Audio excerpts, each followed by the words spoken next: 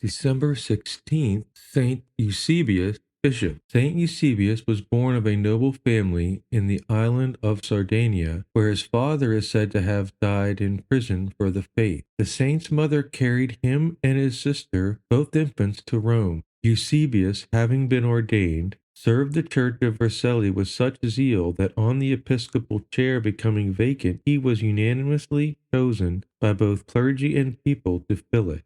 The holy bishop saw that the best and first means to labor effectually for the edification and sanctification of his people was to have a zealous clergy. He was at the time very careful to instruct his flock and inspire them with the maxims of the gospel. The force of the truth which he preached, together with his example, brought many sinners to a changed life. He courageously fought against one of the most powerful heresies of Arianism, which claimed that Jesus was not God. The Arians were powerful people, including nobles, generals, and emperors. They commanded armies and senate. True Christianity was in real danger of being stamped out. Because of this, Pope Liberius sent him on a mission to the Emperor Constantius to try to resolve the troubles between the Arians and the Catholics. Constantius convened a council in Milan in 355. The powerful Arians, however, weren't there to talk, but to force their will on others.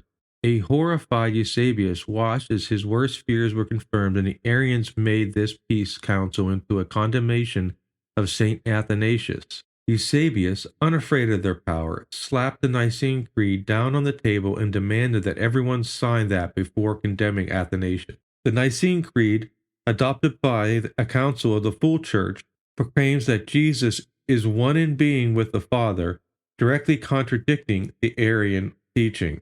The emperor then tried to force Eusebius and Saint Dionysius of Milan to condemn Athanasius under pain of death. They steadfastly refused to condemn a man who, far from being a heretic, was supporting the truth. Instead of putting them to death, the emperor exiled them. In exile in Palestine, Eusebius lived with the only Catholic in town. Any comfort he had from visits of other saints was destroyed when the local Arians stripped him half naked and dragged him through the streets to a tiny cell. The Arians finally let him go after he spent 4 days without food. But a few weeks later they were back, breaking into his house, stealing his belongings and food, and imprisoning him again.